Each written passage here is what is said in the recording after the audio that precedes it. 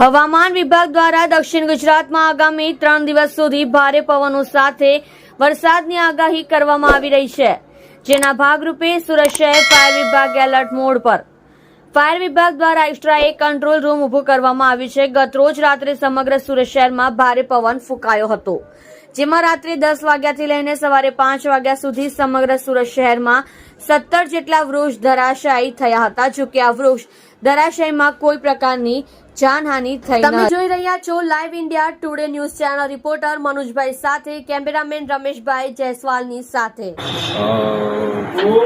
Fire control in-charge છું, fire officer Deepak સપ્તાહ। શું છે કંટ્રોલ રૂમ ચાલુ કરવામાં આવ્યું છે? શું છે કંટ્રોલ રૂમને વિગતને કેવી રીતે ચાલુ કરવામાં આવ્યું છે? એ હાલમાં હમણાં 3 દિવસની ચોમાસાની પવન ફૂંકાવાની આગાહી છે, વરસાદની। એ આગાહીના હિસાબે ફાયર બ્રિગેડ તો તંત્ર એલર્ટ જ છે।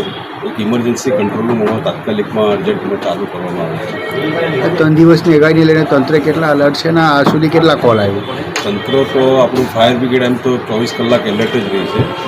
આજ રોજ ગઈકાલ રાતથી લઈને અત્યાર સુધીમાં 17 જેવા ઝાડના 17 થી 18 કોલ જેવા ઝાડના કોલ મળે છે। આપણે આ આગાહીને લઈને કેટલા જવાનો અને કેટલા ઓફિસરો તૈયાર છે? ફાયર ટોટલ સ્ટાફ તો એલર્ટ જ છે। કોઈ બહારથી ટીમ બોલાવવામાં આવી છે?